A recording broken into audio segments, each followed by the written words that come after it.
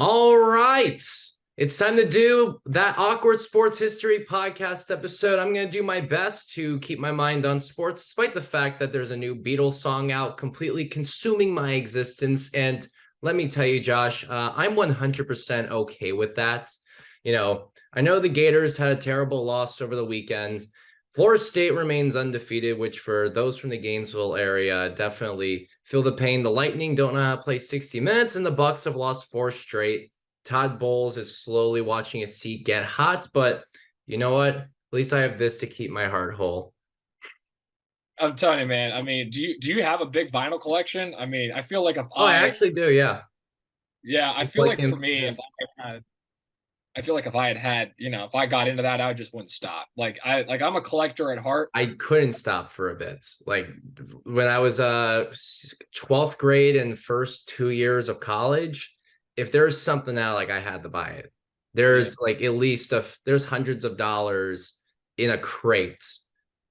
And right now my record player is broken. So it's been a while since I've even been able to listen to those because you need the funds to replace the player.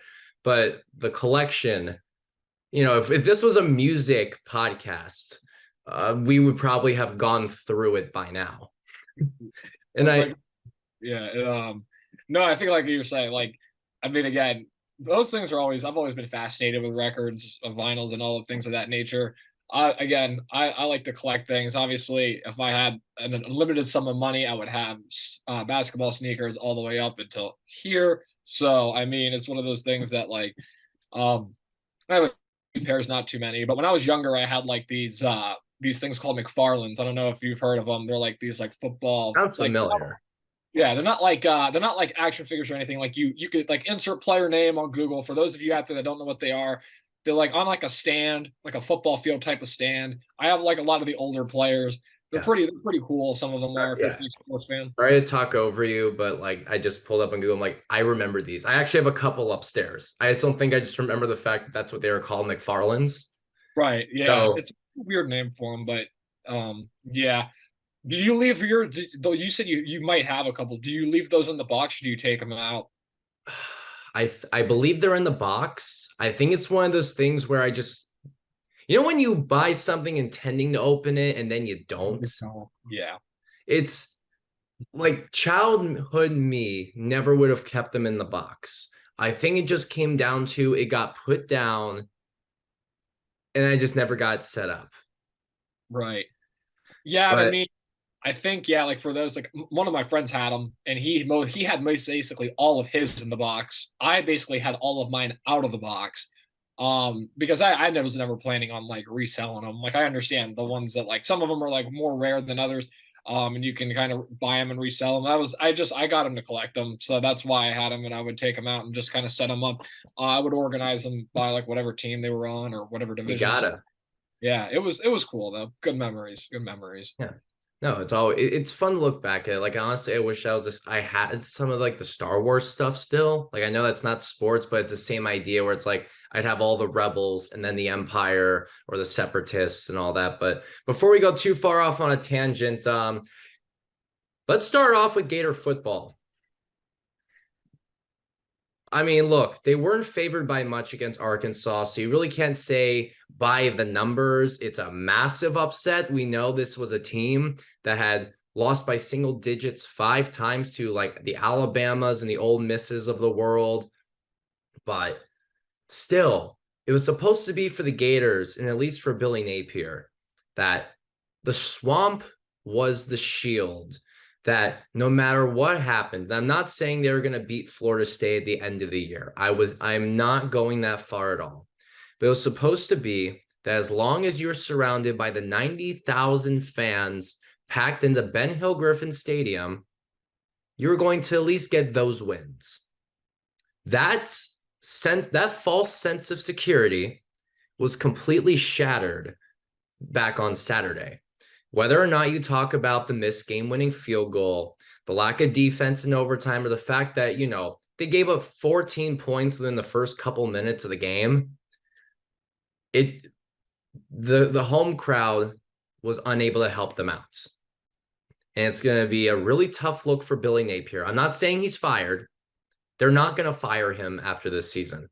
he is going to get all the opportunity in the world to see what he can do with DJ Lagway and all these guys next year. And I do also think they're not going to fire him too, because like a lot of us, I think the program is worried they will walk if he's not there. Of course, there's a lot we don't know on the inside or on the outside. There's all these things there's always so many things that no matter how much good journalism you do, you don't know. But from what we do know, he is definitely going to get, I would bank on Billy Napier being here next year, no matter what. But it is concerning that they're able to start off 5-2, 3-1 in conference play, and then likely end up finishing 5-7 and 3-5 on the SEC schedule. Yeah, and I mean, you take a look at this game and you take a look at, some of the things that might have gone wrong. And I mean, just going into the game, I mean, I just felt like the vibes going into the game didn't feel that great. I mean, you look at, first of all, what Florida's wearing. Obviously, they're doing this tribute to Salute to Service, but like Florida's never worn black uniforms before. The helmet sticker is not really their brand.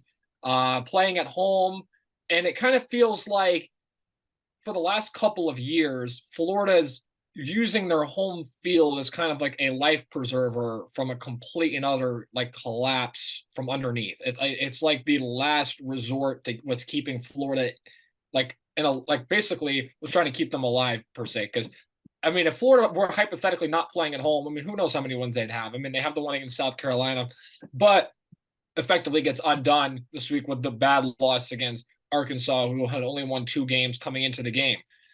Obviously, we have the missed field goal late, but why did we have a substitution penalty beforehand that backed it up 5 yards? Those are always things that come into play. The lack of discipline, I feel like I see at times from this team. I know some people look at the defense. You look at the scoreboard, it doesn't look like the defense finished that game strong. But when you see some of the players that were missing, and this isn't like a Georgia team that has a third string round of 5-star players that are freshmen that are going to come in and make an impact immediately. You have a bunch of guys that are still unproven. And when you're missing a Tyreek Sapp and you're missing a lot of top talent on defense, it can be very challenging to overcome. And it was down the stretch because it looked like the defense just kind of ran out of gas. To your Napier comments, I agree. I agree with you. I think that you look at Billy Napier, he'll be here at the end of this season. I think he'll be here going into next season. And I think that for right now is the right decision. You have to kind of keep things afloat. You don't want to fire a coach midseason. And at the same time, there is a big class coming in with talented players, and we want to be able to see what he can do with some of those players inevitably next year. But Harrison, I will raise this concern that I do have, which I feel like I'm starting to see. And it's, let's say you're bringing that class, right? And Florida now has more players that are up to par with the Alabamas, the Georgias, the Ohio States. And now you might have that equal talent per se. I'm starting to wonder if I only want Napier here just because of the classes that are coming in. Because let's not deny it, he's doing which is a real concern. Like that is something that. And look, I pretty much alluded to that idea, a couple of minutes ago, that like there is a concern that you're only keeping Billy Napier hang on to a recruiting class, which I do think is valid. But I will also let you continue. Sorry. No, you're good. And like, I think that we look at it and we go from the players that we have now to the players that we have coming in. And with Billy Napier, it will be something along the lines of, we'll have the equal talent, but will we have the play calling or coaching ability or smart decision making or the discipline to beat those teams? Napier versus Saban, Napier versus Kirby Smart, Napier versus Brian Kelly, equal talent or not, I don't know if he's capable of beating coaches like that. I don't know if he's capable of out-coaching those guys.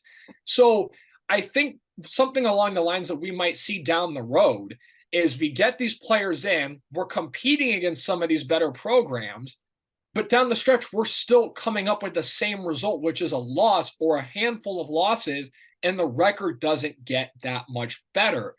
people will make the comparison to Mike Norvell about giving him time and showing you what that can do for a program if you give a coach that struggles early time to turn it around. There are two red flags I have with this comparison to Mike Norvell. The first one being, and this one isn't as big as the second one, but the first one being, if you look at Mike Norvell's record through the first 4 years at Florida State, each year it has been better than the last. It doesn't look like that's going to be the case with Napier this year unless they put together a miraculous run down the stretch of this season against three really highly ranked opponents, Missouri, LSU, and Florida State. Obviously, those are going to be tough. Two of those games are on the road. So you look at those matchups. That's going to be a tough uphill battle just from that point. The second point, which I think is more valid, that I think people just completely brush under the rug, is the ACC is not the SEC. I am tired of people pretending like these conferences are the same. They are not even remotely close to the same. If you look back at when Jimbo Fisher was at Florida State, they were running the show and they were winning. They won the championship in 2013. In 2014, they had a perfect record in their conference. Usually the best team in the ACC is undefeated. Sometimes that can be the case in the SEC with Georgia or Alabama for them being that great. But most of the time, it's hard to go undefeated in this conference because top to bottom, that's how talented this conference is. And if you look at where the ACC has been since 2013 or even before that, it's usually been one top dog running the race against a bunch of average or maybe slightly above average opponents. And I think we kind of treat the ACC like it's on the level of the SEC or the Big Ten, or even for this matter, this year, the Pac-12 for that reason. And it's not. And I don't think so you have that time in the ACC to kind of build that up, because all you really need to have happen is you need to beat one team. Like Clemson. It's got to beat Clemson, which they did. And now Clemson has fallen off a cliff. So it's like, a team in the ACC has their run, and then when it's done, then another team kind of fills in that void. It's not like you have to beat LSU, Alabama, Georgia, and now it doesn't help that Missouri's also good, and Kentucky's also good, and Tennessee's also pretty good. So it's like, this isn't North Carolina State. This isn't Syracuse. This is the SEC. So that to me is the bigger uphill climb. I think Mullen with Kyle Trask, they probably make the college football playoff going through the ACC. Then they meet like the Alabama or the Georgia, and then they probably lose then. But the reason why when Florida couldn't make it to the playoff under Mullen was because they played in a tougher conference, the SEC. The ACC is not close to the SEC, and I'm tired that people think that it's the same. Yeah, and it's funny you bring up Jimbo Fisher, because I think that also raises an excellent point. Still had those great recruiting classes at Texas A&M. And apart from the COVID year where they went 8-1, 9-1, I forget if there was a canceled game in there. Right. It's A&M has not been able to rise up. And that's despite the fact that they got a head coach that won a national championship going through the ACC. And we're not going to say Florida State in 2013 wasn't a phenomenal football team. They were. And let's put that on the record. And they did be an SEC team, but also it would have been a tougher path to get there in the first place. Right. If they were going through a tougher conference like the SEC. Right. And I think let's make that clear too. Like what I'm saying is the opposition you have in that conference just isn't the same. Like the top level team, whatever team is that best team in the conference, can still compete with anybody. Like Clemson was able to go into the playoff and win against Bama and win against those big programs. So like we're not saying like Clemson was fraudulent or Florida State's fraudulent. I actually, and I'll get to that in a second when we segue to college football playoff rankings. I think the top team's still worthy of being that top team, but the path is like to becoming that. It's easier to rebuild from bottom to top in the ACC because you really at the worst have to deal with one juggernaut. And that was Clemson or that was Florida State. There's not one juggernaut in the SEC. Right now, there's a minimum of two, and then there's a ton of solid teams right underneath it. Yeah. No, it's tough. And I think on top of that, while it also proves why recruiting and all that and being a Mike Norvell doesn't help, the argument is still in there to give Billy time. I want to bring in still the devil's argument to you, especially because that's what my stance has been this entire time. And look, he could end up still being a Mike Norvell, even if he can't beat Georgia, or he can end up being a Willie Taggart. You know, I always remember there's the other Florida State coach he could totally be like. And, you know, maybe ends up being even worse. It could end up being Muschamp still had that Sugar Bowl game. But I think no matter what, I think it'll be safe to conclude, because we talk about bringing in the talent. If adjustments cannot be made in year 3, and he is not able to, and Napier is not able to at least take like a 2 or 3 game improvement. I'm talking about from 5 and 7 at this point. Let's assume they go 5 and 7. There's no bowl game. Napier cannot even. How am I going to word this? If Napier cannot get that even like to 8 wins, maybe get that bowl game to go 9 and 4, he's going to be done. Because at that point, they'll say, all right, we will get rid of Napier. We're not going to fully clear house. I know we've had this discussion on the side as well. You know, you hang on to Austin Armstrong. You go find an offensive coordinator.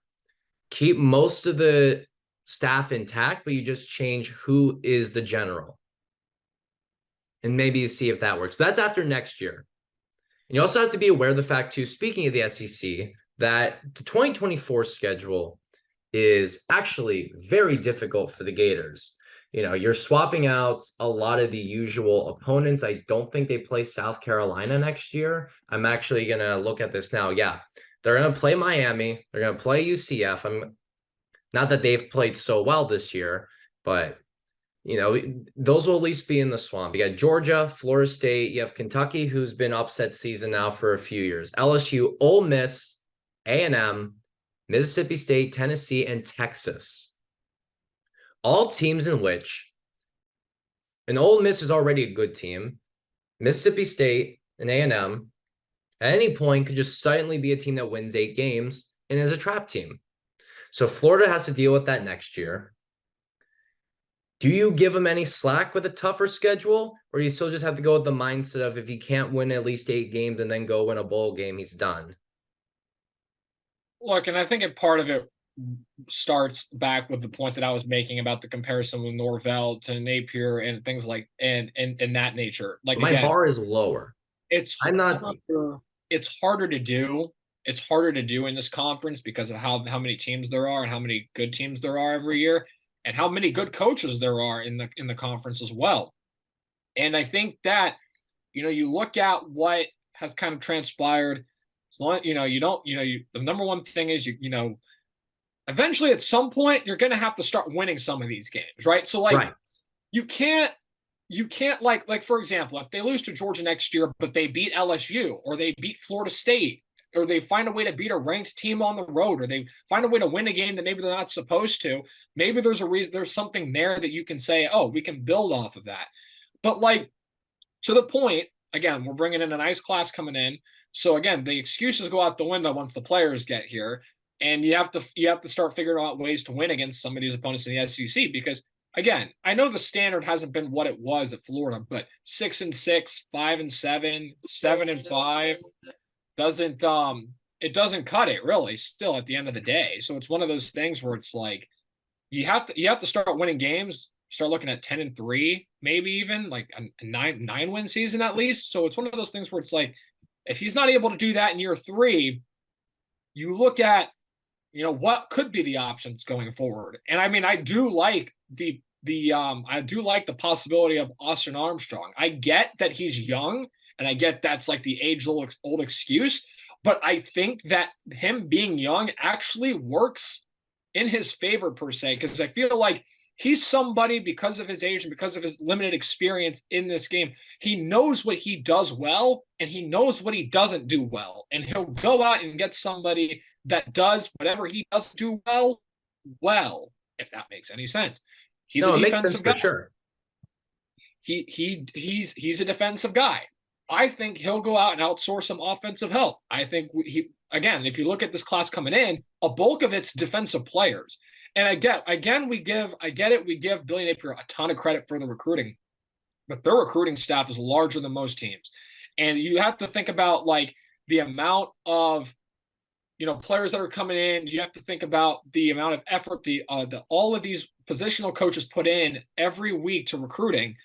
Yeah, Napier gets credit for bringing in these guys, but a lot of these positional coaches are the ones meeting these players and going out and doing the dirty work and trying to get these players to come and commit here. That with NIL and the fact that there's a huge and brand new facility that Florida just put up for football, that's also contributing to the reason why recruiting is also up. So we give Napier a lot of the credit, but really a lot of these positional coaches formed these relationships with these players. And I think that if there was a change in leadership, not a complete cleaning of house, we'd still keep most of that class. I think that is a valid point. Like, it is very true. Like, if you go down 24/7 sports and you look at who's recruiting these guys, the name is never Billy Napier. That's just how it is. And I mean, you never know too. Again, just to go to the flip side, the guy who comes in, builds the relationship, could be selling them on the idea of what Billy Napier is doing.